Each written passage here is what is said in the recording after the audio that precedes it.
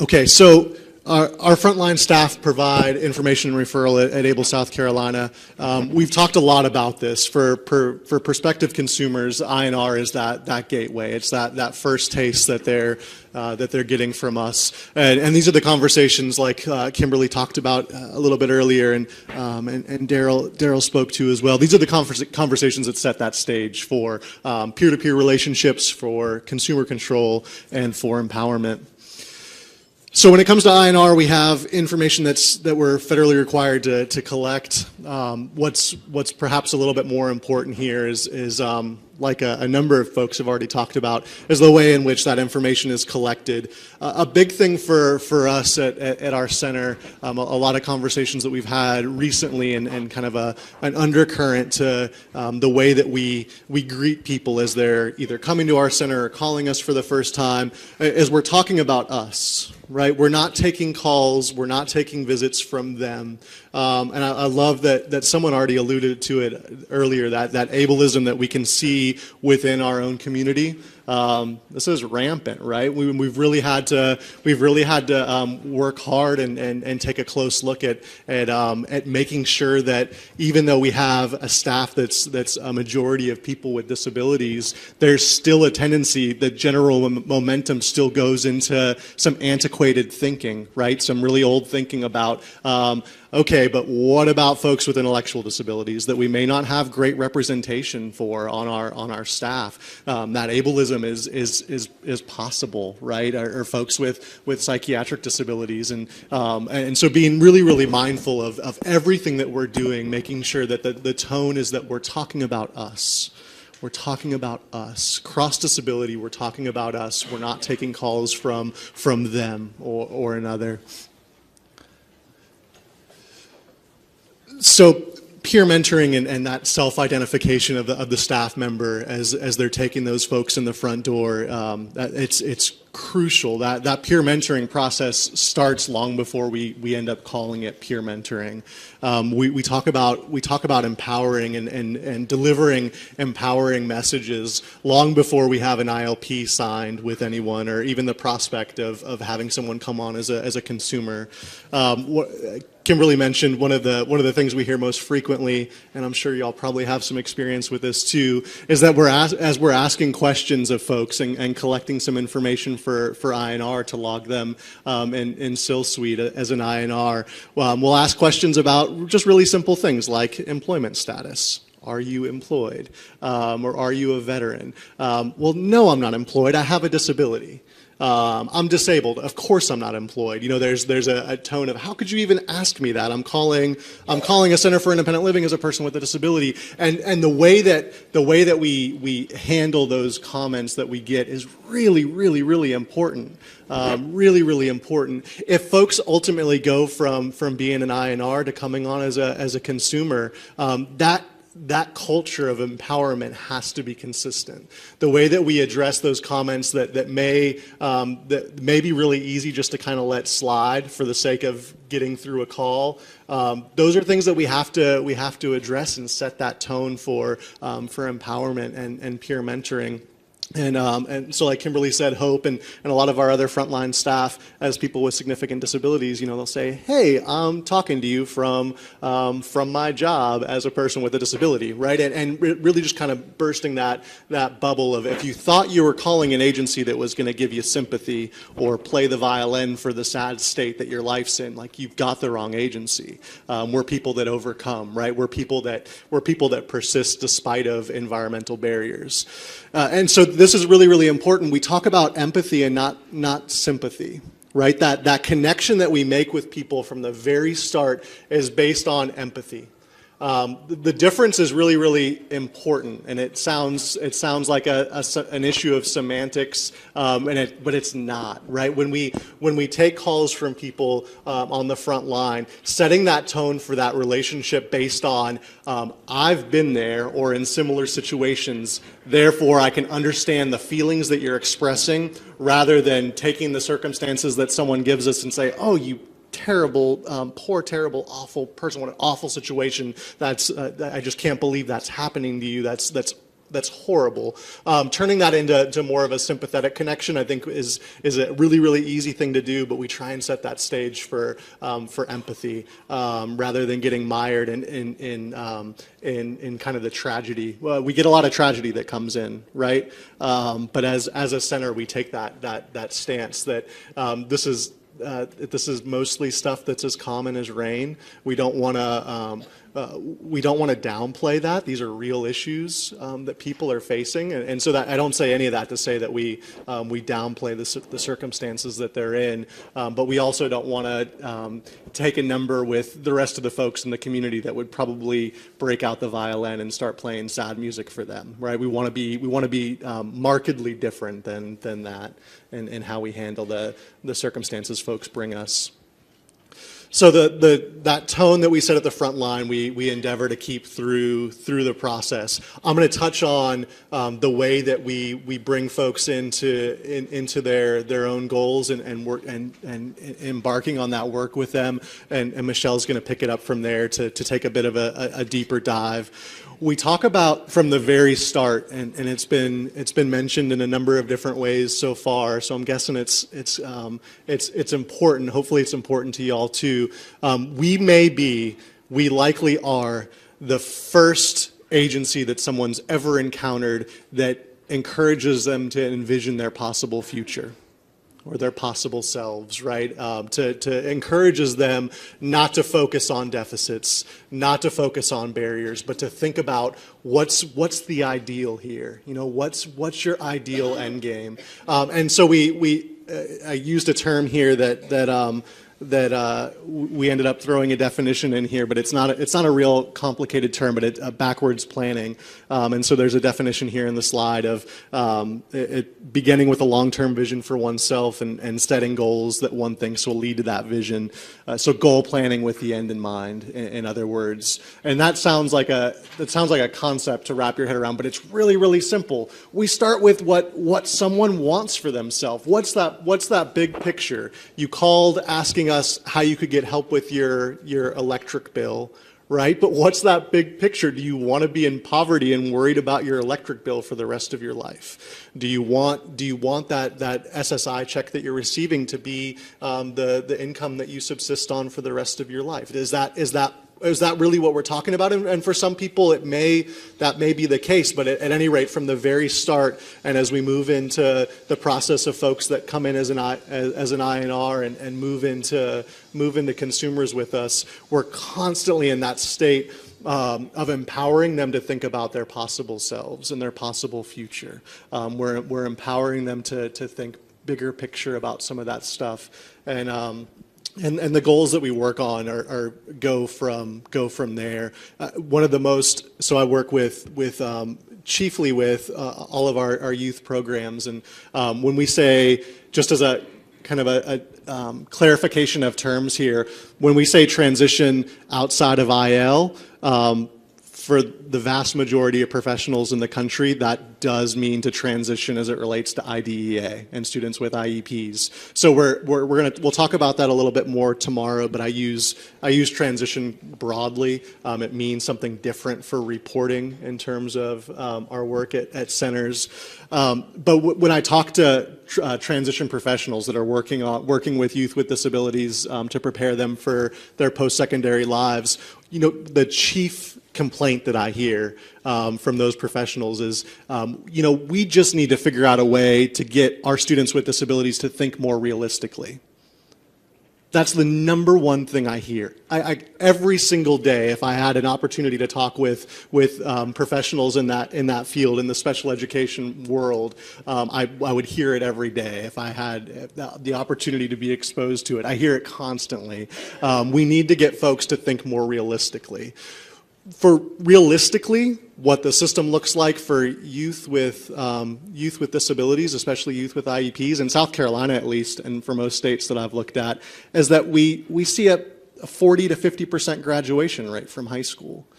40 to 50% are graduating from high school. 1 in 2 folks with disabilities that have IEPs are graduating from high school.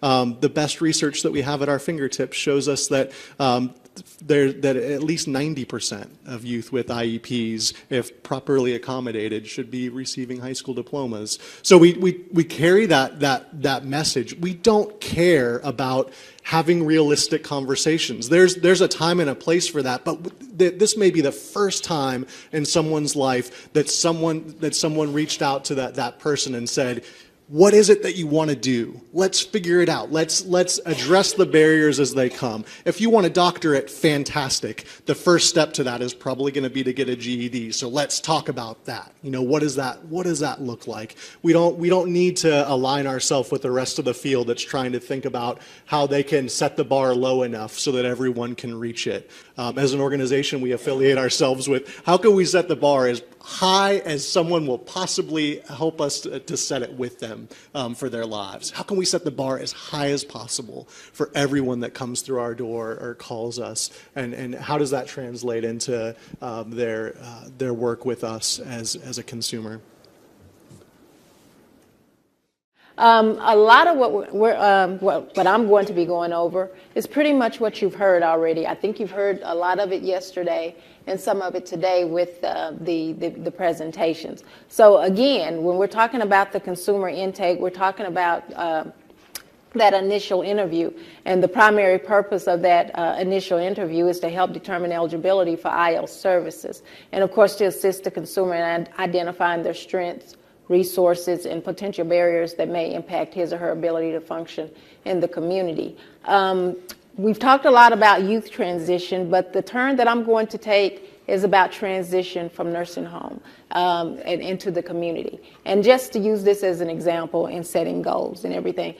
So ultimately, like I say, this information is to be used and assist the development of the consumer in an ILP. We also want to empower and encourage the consumer from the outset by informing him or her about the importance of the process and that it's consumer driven and directed. Well, when you're going into the nursing homes, there is nothing more empowering to an individual that's been there for, 2 and 3 and 4 years and that's ready to get out. And you go in there and you say, this is your opportunity to transition into the community and you can do that, where do you want to live? You get to tell us that. Where do you want to live? We had a relocation specialist that happened to be, a quadriplegic. He was in a wheelchair, and it's just amazing to me, the inspiration that a lot of our consumers received from him. And so, just actually seeing him and being able to relate to him was just, really inspirational. And it was an empowering thing to the consumers. Also, a good intake entails establishing trust, active listening, and note-taking skills, and effective documentation. And with transition, this couldn't be, more important. I'm sorry. This couldn't be, more important when you're talking about taking good documentation. One of the things that we run into with our transition programs, and I'm pretty sure a lot of you all run into the transition with the program, is that when you're talking about good documentation, you want to find out what were the barriers, before they had gone into the nursing home. You really need to find out what those barriers are so that you would be able to work with the consumer to address that. And a lot of that has to do with active listening. A lot of that has to do with understanding what that consumer was enduring before they had gone in.